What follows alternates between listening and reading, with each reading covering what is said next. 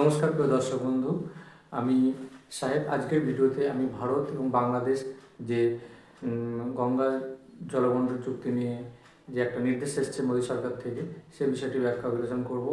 এই এই প্রতিবেদনটিতে আমি এটা ব্যাখ্যা করব এই জলবন্টন চুক্তির মাধ্যমে ভারতকে কী কী লাভ হবে এবং আগামী দিনে ভারত বাংলাদেশের সম্পর্কটা কীরকম পর্যায়ে যেতে পারে।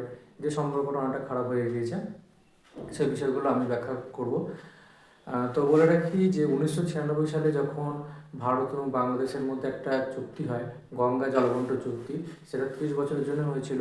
অর্থাৎ 2026-এ সেই চুক্তির মেয়াদ শেষ হচ্ছে। এর ফলে মোদী সরকার একটা নির্দেশ দিয়েছে যে যেন এই চুক্তি আবার পুনর্বিবেচনা করা হয়, বর্তমান পরিস্থিতির সঙ্গে এটাকে খাপ রেখে আগামীতে এই রূপরেখা বানানো যায়।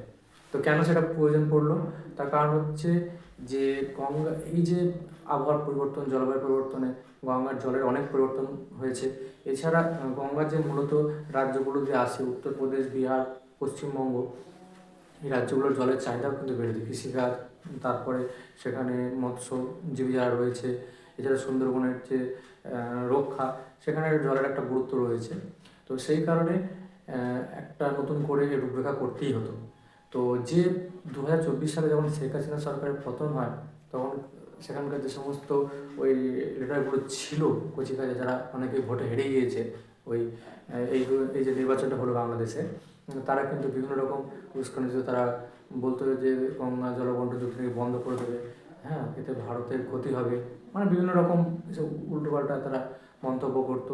ভারত সরকার কিন্তু বসেছিল, অপেক্ষা করছিল যাতে করে বাংলাদেশের নির্বাচনটা হয়, একটা গণতান্ত্রিক সরকার যদি ক্ষমতায় আসে, তার সঙ্গে একটা গণতান্ত্রিক সরকার আলোচনা করবে, আলোচনার টেবিলে বসে। কিন্তু যখন আসলো, সঙ্গে সঙ্গে নির্দেশটা কিন্তু মোদী সরকার থেকে দিয়ে দিল, না এবার আলোচনা বসাতে পারে। কেন? গণতান্ত্রিক সরকার একটা দায়িত্বশীল সরকার, তা ওই তাদের মতো উল্টোপাল্টা মন্তব্য করবে না। হ্যাঁ, মানে বেফাঁস মন্তব্য, সবসময় একটা উস্কানিমূলক, একটা সন্ত্রাসমূলক কথাবার্তা সেসব বলতো, শোনা যেত। তো সেটা আর হবে না, কারণ গণতান্ত্রিক সরকার একটা দায়িত্বশীল সরকার হয়, তারা জনগণের প্রতি দায়িত্ববান থাকে, কোনোরকম বেফাঁস মন্তব্য করবে না বলেই মনে হয়। এবং এই যে বিএনপির যে চেয়ারম্যান ছিল তারেক রহমান, সম্ভবত তিনি বাংলাদেশের আগামী প্রধানমন্ত্রী হতে চলেছেন। তিনি তার যখন ওই শপথ সভা হবে, শপথ সভায় কিন্তু ভারতের প্রধানমন্ত্রীকে কিন্তু তিনি আমন্ত্রণ জানিয়েছেন। সেখানে ওই পাকিস্তান বা চীনের কাউকে আমন্ত্রণ জানায়নি।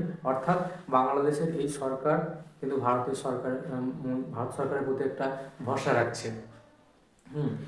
তো এটাই ভারতের কাছে একটা ভালো, ভারতের যে মানে বৈদেশিক নীতি, সেটা কিন্তু কূটনীতি, সেটা কিন্তু জয় হয়েছে, এটা বলে মানে ধরা যেতেই পারে। কেননা ওই যখন তারেক রহমান এসেছিলো ওই বিদেশ থেকে ফিরে, তখনই ভারতের যে বিদেশ মন্ত্রী ছিল জয়শঙ্কর, তিনি তখনই গিয়ে ওই তারেক রহমানের সঙ্গে একটা আলোচনা করে কিন্তু সেই খেলাটা খেলে দিয়েছিল। অর্থাৎ আগামী যে কী ভবিষ্যৎ কী হতে চলেছে ভারত বাংলাদেশের, সেটা কিন্তু তখনই এক প্রকার নিশ্চিত হয়ে গিয়েছিল। তো এটা একটা ভালো দিক যে বাংলাদেশ একটা নির্বাচিত সরকার পেয়েছে। বাংলাদেশের মানুষজন বিএনপিকে তারা বিপুল ভোটে জয়লাভ করিয়েছে, প্রায় 212-র অধিক আসলে তারা বিএনপি জিতে ক্ষমতায় এসেছে। এবং ভারতের সঙ্গে সম্পর্ক তারা ভারতকে চাইছে, সবসময় তারা আলোচনা চাইছে।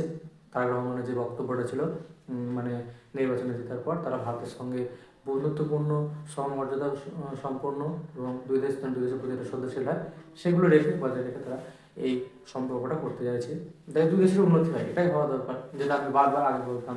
এবং ভারত আমাদের সম্পর্ক অনেকটা খারাপ হয়ে গিয়েছিল যে দুই দেশ যেন আলোচনার মাধ্যমে আসে। এবং বাংলাদেশে যদি গণতান্ত্রিক সরকার হয়, আশা করি বাংলাদেশের এই যে পরিস্থিতি, উগ্র পরিস্থিতি, সেটা অনেকটা ঠান্ডা হয়ে যাবে এবং সেটাই হতে চলেছে।